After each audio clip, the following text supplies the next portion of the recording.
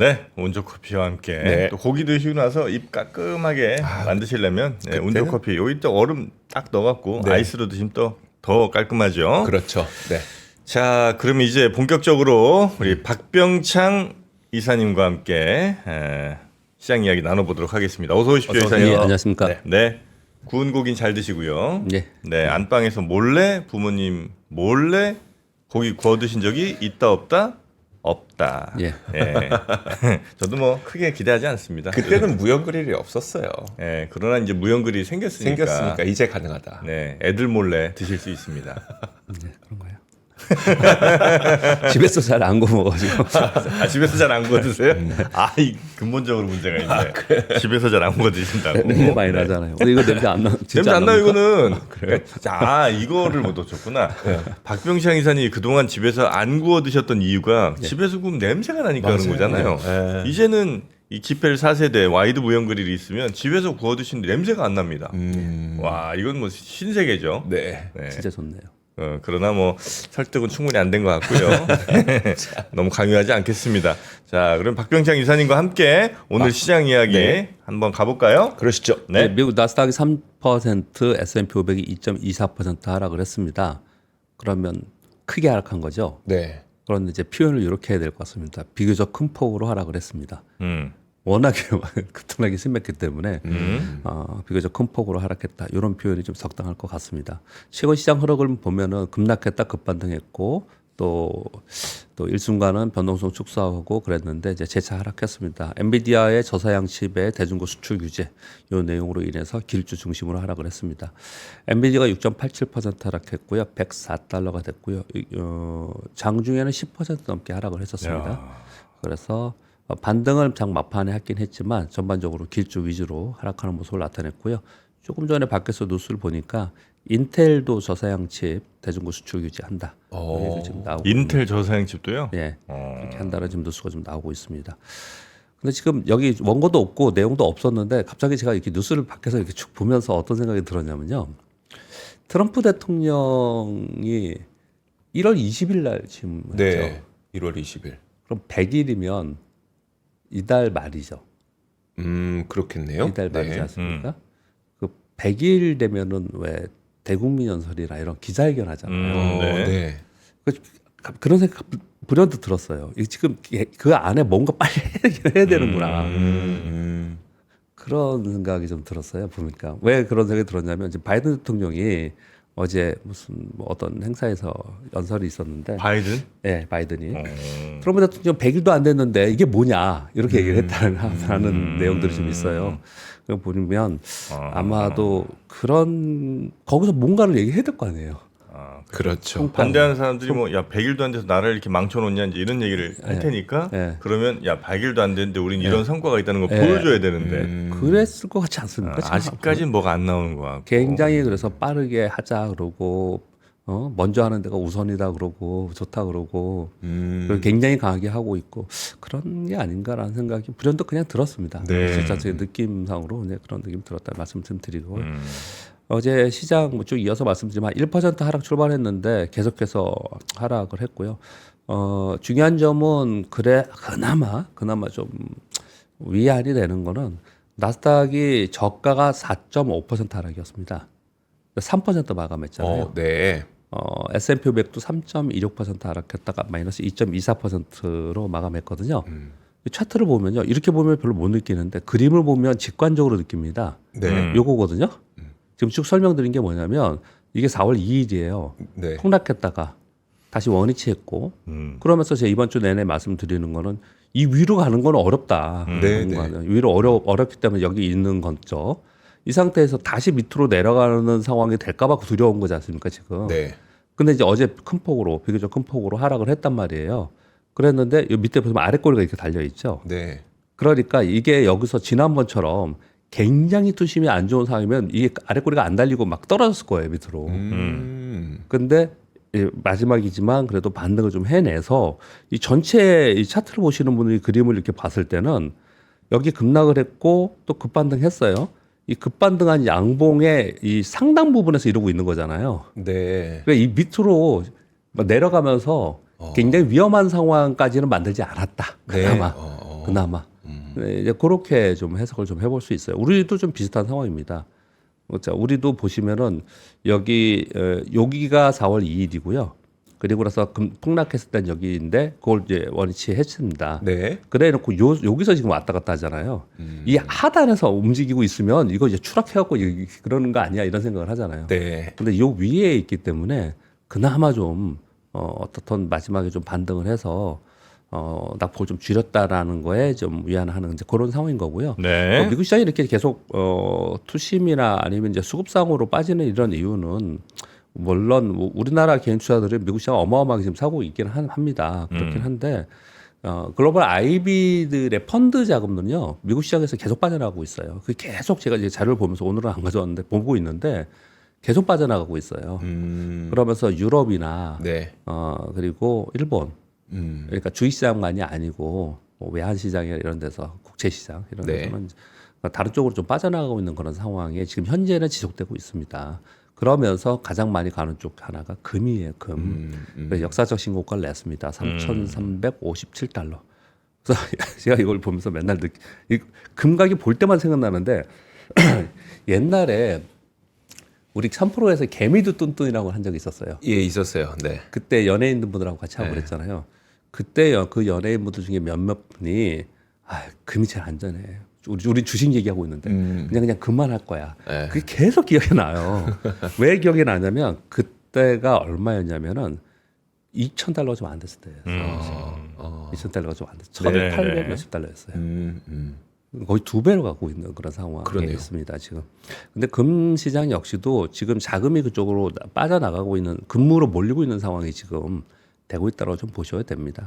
금 역시도 뭐 시스템 위기가 발생되기 때문에 안전자산이 뭐 금으로 간다. 그래서 요즘에 미국이 또 불안하기 때문에 상대적으로 안전한 뭐 엔화로 간다. 이런 이제 보도들이 좀 있는데 네. 이제 이런 분들은 지금의 상황에서 일적인 수급적 요인일 가능성도 상당히 있다라는 부분도 감안을 좀 할 필요가 있지 않나 이런 생각을 좀 합니다. 전반적으로 보면은 엔비디아 저사양치 대중고 수출 규제 요 내용 하고요. 그리고 파월 의장에 대해서 기대를 했는데 파월 의장이 연준에서 시장을 뒷받침하는 시장 부양책으로 시장을 안정화시키는 연준 푸수는 없다. 아예 기자가 물어봤거든요. 네. 그런 거 없다. 뭐 이런 얘기 좀 하면서 시장이 하락하는 그런 모습을 좀 보였습니다. 그러니까 차트 보여드렸듯이 하락은 했는데 그래도 급반등 후에 상당 부분에 있어서 전체적으로는 좀 눈치 보기를 계속하는 상황이다라고 저는 해석을 하고 있습니다. 어제 우리 시장은 1.21% 코스피 하락했고요. 코스닥 1.8% 하락했는데 우리 시장은 지금 엔비디아 대중고 수출 규제 있잖아요. 네. 요거를 우리는 반영하면서 빠진 거예요, 우리.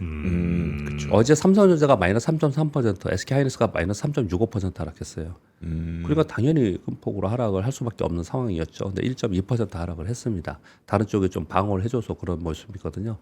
요 말씀을 드리는 이유는 지금 미국이 엔비디아 때문에 많이 급락을 했잖아요. 기술주 위주로요. 네. 어제 우리 먼저 맞았어요. 그래서 나스닥 3% 빠졌지만 우리는 오늘 그러지는 않을 가능성이 되게 높습니다. 예, 어제 빠져 있는 상황이라서. 우리 이미 먼저 맞았으니까. 예, 저는 1% 이내이지도 않을까 그래요? 좀 합니다. 예, 그 정도에 오늘 좀 반영을 좀 하지 않을까 그렇게 좀 생각을 하고 있습니다. 네. 외국인들이 어저께 4,500억 정도 순매도 규모를 좀 키웠고요. 반도체 위주로 매도를 좀 했습니다. 그래서 그 와중에 방산 그리고 화장품, 중소형 철강 이유들이 좀 있었다고 말씀드렸지 않습니까? 이런 쪽은 상대적으로 좀 올라가는 그런 모습을 보였습니다. 파월 의장의 어제 워딩을 몇 가지만 적어왔습니다. 관세 영향으로 물가는 상승할 것이다. 이 부분은 어떻게 얘기하냐면요. 장기적으로에 대해서는 확실하게 얘기하지는 않고요. 네. 단기적으로 물가가 상승하는 건 거의 자명해 보인다. 확실해 보인다. 이런 표현을 계속 쓰고 있어요. 최근에 워딩들이 계속 그렇습니다. 그로 인해서 성장 둔화를 전망하면서 지난번에 FOMC 회의에서 좀 낮은 뭐라 그럴까요? 그러니까 물가가 오르고 성장이 둔화되는 스태그플레이션, 네. 낮은 스태그플레이션을 좀 얘기하는 그런 상황이 좀 있었습니다. 그 얘기를 그냥 쭉 하고 있는 상황인 거고요. 그런데 이제 시장에서 좀 부정적으로 본 내용은 물가와 성장 이 두 사이에서 정책이 너무 어렵다. 네. 그래서 우리는 지금 어느 쪽으로 해야 될지 더 지켜볼 수밖에 없다. 이런 표현을 좀 썼어요. 그러니까 지금 연준이 뭔가 나서지 않을 것 같다. 네. 라는 것이 이제 시장에서 반영이 좀 되었다 이렇게 보여지는 거고요. 그래서 우리 왜냐하면 관세로 인한 경기 부진, 뭐 물가의 상승 이런 부분들을 우리 지금 이슈로 보고 있지만 그 근저의 시장을 움직이는 거는 금리입니다, 금리. 네. 그래서 이 금리에 대해서 계속 얘기를 이제 어떻게 될까 관심을 갖고 있는 건데 연준에서는 명확하게 지금 당분간 금리 인하가 좀 못할 거다, 안 할 거다라는 식의 얘기를 지금 해주고 있습니다. 네. 그리고 연준에서도 파월 의장의 입을 통해서 얘기를 했듯이 지금 관세로 인한 사후적인 경기가 어떻게 될지에 대해서는 잘 모르겠다 이렇게 얘기를 하고 있지 않습니까? 시장 역시도 당분간 두려움도 있고 그리고 이게 어떻게 해소되는지에 대한 기대도 있고 이런 경계와 관망 속에서 시장이 이어지는 그런 상황입니다. 그러니까 미국 시장 설명드리면서 말씀드렸지만 전반적으로 우리나라도 4월 2일 종가 부분까지 어느 정도 좀 반등을 좀 한 상황이에요. 네, 그래서 급락 부분을 만회했지만 여기서 더 상승하려면 상승할 만한 뭐 이유가 있어야 될 거 아니에요. 네. 네, 뭐 정책적으로 뭐가 바뀐다든지 뭐가 있어야 되는데 그런 상황이 없기 때문에 그냥 종목 장세만 이루어지고 있다. 근데 종목 장세도 이슈별로 움직입니다. 그냥 이벤트가 있어야지만 움직이지 네. 어떤 섹터로 움직임은 없다라고 보시면 될 것 같습니다. 차트 하나 보여드렸고요. 네. 자, 1번 뉴스는 홍콩에서 미국형 우편 접수를 중단한다는 발표가 있었습니다. 근데 이게 되게 큰 뉴스입니다. 이제 이렇게 했던 이유는 이제 미국에서 수액 소포 등 $800 이하의 수입품에 대한 소액 면세 제도를 폐지한다는 행정명령을 발표했지 않습니까? 네. 이게 되면은 어떤 일이 벌어지냐면 가만히 생각을 해보면요, 중국에서 저가 상품들이 미국으로 들어가는 게 어마어마하게 많지 않습니까? 네. 네. 이제 그게 이제 아마존에서 그래서 가격 인상할 수 있다. 그리고 또는 이제 취소가 내고 있다 이런 얘기 좀 하지 않습니까? 이제 만약에 이게 지금 이 상태로 계속 가면은 그러면 이제 저가 상품을 파는 뭐 일이 뭐죠? 테무시 뭐 이런 데들이 직격타 만다 이렇게 뉴스는 그렇게 나왔는데 저는 그보다는요. 중국은 우리는 맨날 그 빅테크 위주로 대기업 위주로 많이 봐서 그런데 네. 중국이 전 세계에 수출하는 품목들은 거의 대부분 저가 상품들입니다. 네. 그 저가 상품으로 유지되고 있는 중국의 중소기업들이 어마어마하게 많이 있는 상황이지 않습니까? 이런 기업들이 이 상태로 끌고 가면 그 기업들이 다 그냥 줄도전하겠죠. 아마 미국은 그런 생각을 계속 하고 있을 것 같아요. 네. 이 시간 싸움에서 누가 이기느냐. 이제 우리 맨날 얘기를 할 때 정치적인 관점에서 보면은 트럼프가 시진핑보다는 좀 불리하지 않냐 이런 얘기들을 많이 하죠. 왜냐하면 네. 여기 민주국가고 여기는 공산주국가고 네. 뭐 이런 얘기들을 하는데 기업들이 버티는 과정 속에서 시간 싸움을 한다면 네.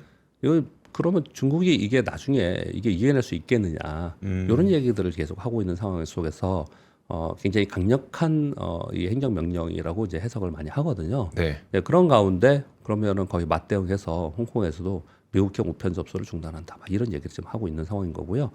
지금 이제 나오는 내용들은요. 트럼프 1기 때 있었던 내용하고 비슷한 내용들도 많이 있지만 진짜 막장입니다. 막장. 이번 뉴스도 그래요. 지난번에 잠깐 말씀을 드렸지만 재무부 장관을 비롯해서 트럼프 측근 등 여러 사람들이 외국 기업 책임법에 근거해서 미국에 상장된 기업들의 퇴출을 검토하고 있다. 뭐 이런 얘기를 좀 하고 있습니다. 근데 이거는 언론의 뉴스에 보면은 워딩 자체도 어떻게 얘기를 하고 있냐면 이거 진짜 막창이잖아요. 그래서 네. 압박을 위해서 하는 게 아니냐 그냥 네, 중국 압박 위해서 발언한 게 아니냐 이 정도는 얘기를 좀 하고 있습니다. 실제로 지난 2월에 트럼프 대통령은 해당 기업들에 대해서 적절한 재무감사 기준이 준수되고 있는지 여부에 대해서 조사하라라는 행정명령을 했다는 거예요. 근데 기업이 286개입니다. 네. 미국이라는 자본주의 국가의 시장 자유주의잖아요. 근데 거기에 상장되어 있는 ADR로 상장되어 있는 주식들을 예, 예. 어떻게 상장된 걸 퇴출을 시키냐 이거죠. 그렇죠. 예, 그러니까 뭐 물론 국가 간에 좀 뭐 갈등도 있을 수 있고 예, 예. 뭐 그럴 수는 있지만 예. 그렇다고 해서 이거는 미국 국민들도 직접 주주가 돼서 다 네네. 참여하고 있는 그런 예, 예. 시장에 이미 올라와 있는 건데 예, 예, 단지 그냥 두 나라 사이 안 좋다고 예. 갑자기 이걸 네. 퇴출을 시킨다는 거는 네. 이건 뭐 불가능할 거다 이제 이런 얘기인 거죠. 예. 근데 이제 계속 이런 얘기를 하는 것은 예. 중국 압박을 위해서 이런 발언이 나오는 게 아니냐 이런 얘기들을 지금 하고 있습니다. 네. 그러니까 이제 굉장히 강대강으로 지금 치닫고 있는 거 계속 있다. 이 설명을 드리는 겁니다. 그리고 지금 트럼프 이 정치적으로는 트럼프 쪽을 압박하는 뉴스들이 대부분이에요. 그래서 네. 아닌 쪽도 굉장히 많다고 하더라고요. 그러니까 트럼프 옹호, 트럼프 아. 관세 정책 옹호하는 쪽도 굉장히 많이 네. 있대요. 네네네. 근데 전반적으로는 뉴스는 지금 이 관세 정책의 부작용에 대해서 훨씬 더 얘기를 많이 하거든요. 특히 IB 쪽에서 그런 얘기를 되게 많이 합니다. 네. 근데 이제 뭐 그 얘기하면 좀 길겠지만 IB 쪽에서는 그렇게 얘기할 수 있는 하는 이유를 생각해 보면 그들은 현재 시스템의 구조적 시스템 안에서 불을 누렸고 이것이 바뀌는 걸 원하지 않을 것 같아요. 문득 저는 그런 생각도 들었어요. 네. 그래서 이제 이 걱정을 많이 하면서 지금 시스템을 뭔가 좀 구조적으로 바꾸려고 하는 트럼프 대통령의 비판을 계속 하고 있는 그런 상황인 것 같은데 왜 자꾸 제가 부연 설명을 지금 드리고 있냐면 3번 뉴스는 여론조사를 했다라는 거예요. 여론조사를 했더니 58%는 관세 반대하고 20%는 관세로 인해서 주의장이 악화될 것이라고 생각하고 네. 53%는 의회가 관세를 제한해야 된다라는 얘기를 하고 있다라는 거예요. 그래서 일부 상원 의원 발의로 관세 전에 행정명령으로 관세를 하는 것이 아니라 의회 승인을 받아야 된다라는 입법 발의를 했다는 거예요. 네. 근데 이거 안 될 것 같다는 거. 이건 안 되겠죠. 공화당이 반대할 거고 그리고 대통령 거부권이 있으니까 네. 안 될 거라고 생각하는데 중소기업 단체들에서 관세 권한의 헌법 위반에 대해서 헌법 위반 가능성에 대해서 소송을 제기한 상태입니다. 그리고 오늘 아침 뉴스 보시면요, 캘리포니아 주지사가 했는지 캘리포니아 주에서 했는지는 모르겠는데 네. 캘리포니아 주에서 트럼프 대통령의 지금 헌법 위반 소송을 지금 걸어놓은 상태입니다. 지금 계속 그러고 있는 상황이에요. 네. 그래서 우린 이런 뉴스를 계속 접하고 있거든요. 그러니까 뭔가 지금 트럼프 대통령이 지금 하고 있는 것에서 부작용에 대해서 이제 얘기를 계속하고 네. 그리고 이제 법률적 위반 뭐 이런 것에 대해서 계속 얘기를 좀 하고 있는 걸 우리 접하고는 있는데요. 그렇다고 해서 트럼프 대통령이 물러설 것인가는 쉽지 않을 것이라는 생각이 많이 들어요. 이렇게 보도들을 보면요. 그런데 한편으로 이런 생각이 들죠. 이런 여론과 이런 소송과 이런 내용들이 계속 나온다는 거는 길게 끌고 가지 못할 가능성이 있다는 생각은 또 듭니다. 네. 그런 정도로 좀 말씀을 좀 드리도록 하겠습니다. 자, 그 사이에 어제 1분기 중국의 1분기 GDP 성장률 발표했습니다. 5.4%였고요. 어제 세 가지 뉴스가 큰 거였습니다. 중국 GDP 그리고 캐나다 금리 네. 동결했습니다. 캐나다는 동결했고요. 그리고 하나 파월의장의 연설이 있었습니다. 중국의 1분기 GDP 5.4% 발표했는데 시장 예상치가 5.2%였습니다. 산업 생산과 소매 판매도 다 좋았습니다. 근데 이걸 뭘 걱정을 좀 하냐면요. 미국과의 무역 갈등으로 향후 전망은 불확실하겠다. 무역 갈등이 이런 부분이 1분기에는 지금 반영이 안 되지 않았냐라는 것하고요. 두 번째는 예상보다 강한 지표로 나와서 중국 행정 당국에서 추가적인 경기 부양 정책이 지연 가능성이 있지 않겠냐. 그러면서 어제 중국 시장은 좋은 지표가 나왔음에도 하락했습니다. 그러니까 오히려 이 좋게 나온 것에 대해서 향후에 대해서는 부정적으로 좀 네, 해석하는 경향을 좀 가지고 있습니다. 그리고 5번 뉴스는요. 그러니까 새로운 거라서 이제 제가 이렇게 보면 이럴 수도 있겠구나 이런 뉴스들을 좀 이제 요즘 가지고 있는데요. 미국의 대중 서비스 무역 흑자가 굉장히 큰데 그 분야를 보니까 여행이 있잖아요. 네. 여행이 무역 흑자가 크고 그리고 교육 그리고 지적재산권 사용료 네. 그리고 금융과 전문 서비스를 하는 소프트웨어 서비스 이런 데들이 굉장히 크다는 거예요. 그렇겠죠. 네, 네. 실제로 여기 지금 블룸버그발 뉴스가 나왔는데 골드만삭스에서 벌써 자료들을 이제 인용해서 얘기를 하고 있는 내용은 뭐냐면 올해 외국인 관광객 감소와 미국산 제품 불매 운동으로 미국 안에서는 최대 900억 달러의 손실을 전망한다는 이런 보도가 좀 있었습니다. 그러니까 지금 중국 시장의 제약으로 인해서 미국의 대중 서비스 무역 흑자 분야는 이번 관세 정량으로 타격을 받을 수 있다. 이런 얘기를 하는 거거든요. 네. 여기 왜 중요하냐면요. 그래? 그럴 수 있겠구나. 새로운 거구나. 이렇게 생각을 하는데 우린 주식 투자하지 않습니까? 네, 네. 우리 맨날 얘기하는 게 빅테크에 뭐 반도체에 대중 뭐 규제를 한다. 또는 관세율을 높여서 뭐 어떤 분야에서는 뭐 호재이고 어떤 악재 이런 표현을 많이 쓰고 있지 않습니까? 그런데 미국에 있는 기업들의 입장에서 보면은 실제로는 가장 타격을 받는 쪽이 이런 쪽일 가능성이 되게 높다라는 얘기들을 계속 하고 있는 거예요. 사실은. 그래서 이제 IB들에서 자료 나오는 거 보면은 이러한 상황 속에서 그러면은 어떤 섹터에 관심을 갖고 투자해야 되냐 이런 얘기를 할 때 네. 미국의 여행이나 교육이나 금융 서비스나 뭐 직접 이런 것들에 대해서는 거론이 별로 없잖아요. 네. 그런데 미국 안에 있는 IB들에서는 이쪽 섹터에 대해서 부정적인 내용들이 굉장히 많이 나와요. 오히려 네, 그런 부분들이 따로 좀 우리가 생각하지 않았던 부분들이 상당히 있다. 네. 그렇게 좀 해석해 볼 수가 있겠습니다. 네. 그리고 반도체 쪽하고 뭐 전기차 쪽 얘기가 나왔는데요. 전기차 및 배터리 조사 업체의 전 세계 굉장히 얘가 아마 1위인가 그럴 거예요. 이거 어떻게 읽는지는 모르겠는데 로모션이라고 읽어야 되나요? 료모션이라고 읽어야 되나요? 로모션. 예, 네. 요 회사가 있는데요. 글로벌 전기차 판매 동향을 발표를 했습니다. 2025년 3월에 170만 대가 팔렸는데 전년 동월비 29% 증가했고요. 1분기에 410만 대입니다. 이게 어느 정도에 는 거냐 국가별로 이렇게 봤을 때 중국은 240만 대로 36%, 유럽은 90만 대로 22%, 북미는 50만 대로 16%, 기타 지역은 30만 대로 27% 증가했다고 합니다. 유럽은 전기차가 27%, 하이브리드가 10% 증가했고요. 잘 팔렸네. 네, 독일 37%, 이탈리아 64%, 영국 42%, 프랑스는 줄었는데요. 보조금을 축소한 내용들이 있었습니다. 근데 이 내용을 가지고 해석할 게 굉장히 많습니다. 몇 가지 말씀드려볼게요. 첫 번째, 전기차 여전히 잘 팔리고 있었다. 네. 그런데 또 이렇게 얘기하는 사람이 있겠죠. 이거 지금 관세 부과 전에 소위 사재기라고 얘기하는 선구매가 있었기 때문에 1분기에 그러지 않았냐. 네. 이렇게 또 해서 그 영향이 있긴 있었을 겁니다. 네네. 근데 아까 테슬라나 이런 거 보셨겠지만 다른 데에 비해서 전반적으로 잘 했어요. 잘 됐습니다.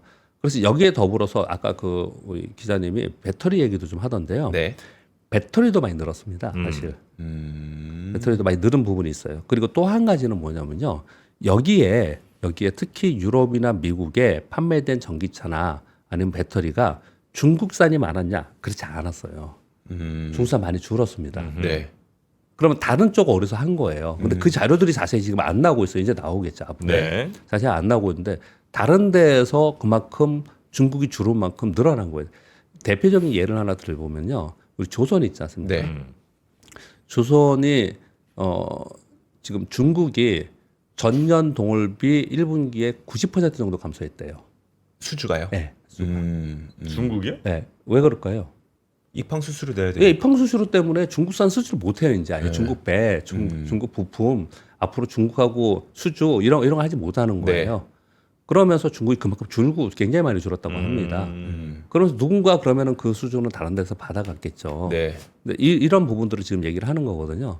근데 이 전기차와 배터리 부분도 지금 서서히 그런 현실화되는 모습이 계속 나타나고 있다라는 걸 지금 여기서 얘기를 해주고 있습니다. 그래서 전체적으로는 전기차 판매 대수만 좀 얘기를 하고 있는데 이 사이에 변화를 잇는 게 우리한테 굉장히 중요하다. 네. 그리고 그 사이에서 뭐 GM이나 포드의 역할도 있지만 현대차도 있고 토요타 이런 부분들이 얼마나 유럽이나 미국의 북미에 그러면 중국의 이런 규제를 하는 사이에 침투하는가 네. 이런 부분들이 앞으로 더 중요하지 않을까라는 생각을 좀 합니다. 네. 그렇게 말씀드리겠고요. TSMC의 미국 공장에서 파운드리 가격을 무려 30%나 인상을 한다고 합니다.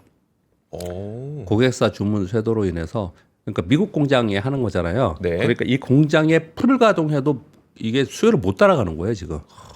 그래서 가격 인상을 하고 그리고 생산 라인을 확장한다라고 하면서 이유는 글로벌 반도체 수요 증가와 고객 주문이 집중되고 있다. 이런 얘기를 좀 하고 있습니다. 30%를 올려요? 예, 그렇게. 근데 저거는 미국 공장이라서가 아니에요? 예, 미국 공장에서. 그럼 이게 전체적인 수요가 높아졌다고 볼 수 있는 건가 싶어서요. 아니죠. 이 파운드리의 수요는 거의 대부분 미국의 빅테크니까. 거의 미국의 빅테크니까 여기에 수요가 많이 있는 네네. 거고 다른 데에 있는 대만이나 다른 데에 네네. 있는 데서 거기도 수요는 있겠죠. 있지만은 여기만큼은 아니겠죠. 일단 지금 관세에 지금 네네. 영향력이 있기 때문에 미국 내에 이만큼 수요가 늘고 있다 이런 얘기를 지금 하고 있는 거거든요. 네. 그러니까 사실 이런 사이에 우리 이제 삼성전자가 네. 지금 이러한 경쟁력을 갖고 있었으면 되게 좋았겠죠, 사실은. 그렇죠. 지금은 이제 그렇지 못한 그런 상황에 있습니다. 그리고 요 내용은 뭐냐면 향후에 전체적인 반도체 업황에 대한 영향력이 있을 것이다. 이제 이렇게 해석을 좀 하고 있는 그런 상황입니다. 그리고 트럼프 대통령이 처방 약가이나 있지 않습니까? 네. 이 약가이나는 제가 방송을 하면서 쭉 생각해 보니까 이걸 쓰면서 생각해 보니까 언제 이게 가장 화두가 됐냐면 오바마 대통령 때. 오바마 때 그랬고요. 네. 그랬다가 트럼프 1기 때에는 별 얘기 없다. 바이든 대통령 때 이게 있었습니다. 저기 보시면 바이든의 약가 협상 프로그램이 있었는데 이걸 계승한다는 거예요. 잘 보시면 트럼프 대통령은 모두 다 민주당하고 거의 다른 정책을 쓰거든요. 네. 얘는 계승이라는 표현을 쓰고 있습니다. 더 나아가서 더 공격적 제도 개선을 하겠다라는 거예요. 네. 그래서 처방약 가격 인하 위한 메디케어 협상 행정명령에 서명을 했다라고 하는데 쭉 읽어드리겠습니다. 처방약 가격을 낮추고 유통구조 투명성을 제고하기 위함이다. 바이든 대통령의 약가 협상 프로그램이 있었는데 더 공격적으로 할 것이다. 병원이 실제로 구매한 가격에 맞춰서 메디케어 약가를 지불한다. 저 사실 이 시스템 잘 몰라서 요걸 네. 곰곰이 생각해봤는데 이런 것 같아요. 그러니까 병원이 약을 구매해가지고 소비자한테 주지 않습니까? 네. 근데 그 차이가 굉장히 컸나 보죠. 네, 이런 부분들 얘기 좀 하고 있는 것 같고요. 요거는 우리가 이해가 됩니다. 직관적으로 장소에 따라 차별적인 약가에 균등한 가격을 도입하겠다. 그러니까 병원마다 가격이 다르고 네. 도시에 다르고 좀 지방에 다르고 이랬던 것이잖아요. 이걸 균등하게 가격을 도입하겠다라고 하고 있고요. 그리고 우리나라도 참 이런 생각을 많이 해야 될 것 같은데 약가 협상 중개업체와 체결한 계약의 수수료 내역을 공개하겠다. 그리고 우리나라한테 영향을 주는 건 뭐냐면 바이오시밀러 시장 진입 승인 절차를 간소화하겠다. 네. 그리고 주정부의 캐나다 등에서의 저가 의약품 수입을 허용하겠다. 그리고 굉장히 고가 약들이 있습니다. 그 고가 약 15개 품목에 대해서 가격 협상 대상으로 만든다. 오젬픽은 당뇨병, 위고비는 얼마 아시고 네. 인난스는 항암제입니다. 가격 협상을 하겠다는 거죠. 그래서 요번에 하겠다고 하는 거는 단순한 가격 인하 정책이 아닌 제약시장 전반의 구조 개편과 제도적 지속 가능성을 고려하면서 하겠다라는 행정명을 했다. 이런 얘기들입니다. 그래서 우리나라의 제약 바이오 시밀러 쪽이 많아서 의외로 굉장히 관심이 많습니다. 이 부분 네, 네. 시장에서는 그렇게 말씀을 드리겠습니다. 그리고 네. 우리나라하고 미국 시장에 대한 보고서 두 가지가 있었습니다. 그중에 우리나라에 대한 시장 나왔습니다. 오늘 아침 뉴스 보시면 이게 전부 다 나와 있습니다. 오늘 아침에 JP모건에서 우리나라 주식 전략 4월 15일 날 발표했는데요. 비중 축소해서 중립으로 상향했습니다. 원문 영어로는요. 리스크 보상이 균형점을 찾아가고 있고 지금부터는 나아질 시점이다. 그렇게 해서 설명을 읽어드리겠습니다. 4월 말까지 한 2,400포인트 선까지는 하락 변동성이 있을 수 있을 것 같은데 그때를 매수 기회로 잡아야 된다. 단기적인 숏 포지션 구축은 이미 상당 부분 반영이 되어 있고 미국이 관세 조치와 6월 대선 등의 주요 이벤트가 지나가면서 리스크 보상 비율이 개선될 가능성이 있다. 한국 증시를 중립 등급으로 상향 조정합니다. 2025년 말 목표 지수는 2,700포인트를 제시하는데 슬픈 지표죠. 멀티플을 9.8배. 오, 네. 9.8배. 우리는 왜 9.8배 해야 돼요? 그래서 2,800포인트를 제시를 했고요. 경기 사이클상 저점을 확인하며 하반기 메모리 반도체 회복도 긍정적이다. 금리 인하도 긍정적이고 정책 효과는 제한적일 가능성이 있다. 다만이라는 얘기를 하는 보고서나 얘기를 하는 사람들은요. 자신은 없다는 겁니다. 무역 노출도가 높아 미국의 관세 정책에 취약하고 그리고 글로벌리 경제 둔화가 되는 것은 주의 요인이 될 것이다. 이렇게 얘기 좀 하고 있습니다. 일반적으로 우리가 생각하는 내용인데요. 우리 다 아는 내용이지 않습니까? 그런데 왜 이런 것들을 말씀을 드리고 우리 또 이렇게 보도에도 언론에도 많이 나오느냐? 네. 글로벌 IB들의 생각이 바뀌는 거잖아요. 요즘에 계속 얘기해 주는 거는 석학들이 얘기하는 게 아니고 투자하는 사람들이 얘기하는 게 네. 지금은 굉장히 중요합니다. 그래서 말씀을 드리겠고요. 미국 시장에 대해서 마이클 윌슨이 한마디 했네요. 실제로 근데 작년하고 재작년 제가 이 얘기를 하면서 우리 정 프로님하고 막 웃었던 적이 있는데 마이클 윌슨이 네. 2번이나 틀렸어요. 크게 틀렸어요. 그것도. 되게 비관적으로 봤었죠. 네. 네. 그때 막 올랐어요. 네. 막 올랐다가 또 괜찮다고 했는데 그 이후에는 좀 안 좋았고 그랬는데요. 근데 영향력이 굉장히 큽니다. 월가에. 제가 영향력이 크다. 그리고 IB들의 집행을 하는 사람들의 워딩이 중요하다고 말씀을 자꾸 드리는 이유는 왜 그러냐면요. 네. 글로벌리 대규모 자금을 운용하는 펀드는 사적인 개인적인 판단이나 개인적인 의견, 감정 이런 거 갖고 투자하지 않아요. 그렇게 못하게 되어 있습니다. 예전에 삼성증권인가에서 그런 시도를 한번 한 적이 있었던 것 같은데, 전 이제 증권사 직원이니까 제 사례를 말씀드릴게요. 네. 본사 투자 전략팀이나 이런 데에서 우리는 시황을 이렇게 하고 어떤 종목에 대해서 매수 추천이고 어떤 건 매도 추천이라고 나가면 직원들은 무조건 그걸 따라라. 다른 거 하지 마라. 다른 종목 사지 마. 네. 이런 걸 미국은 지금 하고 많이 해요. 그래서 우리도 그런 걸 시도하려고 한 적이 있었어요. 한두 개 증권사에서. 네. 아우성이 어마어마했죠. 직원의 입장에서는 네. 사라는 것만 사고 팔라는 건 팔고, 그러면은 종목이 엄청나게 많은데 그 중에 한 15가지만 맨날 포트폴리오 제공해 주면서 그 안에서 네. 거래를 해라. 그렇게 어떻게 투자를 하냐. 그래서 아마 그때 잘 안 됐어요, 그게. 제가 이런 사례를 말씀드리는 이유는 펀드들은요, 무조건 따릅니다, 다. 다 따라서 해요. 네. 그래서 이렇게 영향력이 있는 분들 또는 이 정책이나 이런 것들이 나왔을 때 그렇게 투자 회의를 하지 않습니까? 네. 투자 회의를 오늘 해서 내일 하지 않습니다. 그것도 하나 말씀드릴까요? 오늘 투자 결정하는 회의에서 내일 집행하지 않아요. 네. 회의를 막 1, 2주 합니다. 한 1, 2주 하고 회의를 1, 2주 하는데 한 군데서만 하는 게 아니겠죠. 전체 높은 부터 하고 막 내려오고 막 네네. 이렇게 꽤 긴 시간 동안 회의를 해요. 네. 그리고 나서 집행하는 시간도 꽤 걸리고 그렇게 움직이거든요. 그러니까 이 대규모 자금들은 어느 날 갑자기 팍 팔았다 팍 사고 이런 부분이 아니고 패시브 자금은 네. 긴 시간 동안 팔고 긴 시간 동안 사고 그래서 추세를 만드는 거지 않습니까? 네. 그래서 이런 분들의 얘기들을 우리가 지금 이제 본다라는 의미로 얘기를 하는 거예요. 작년에 2번이나 틀렸어요.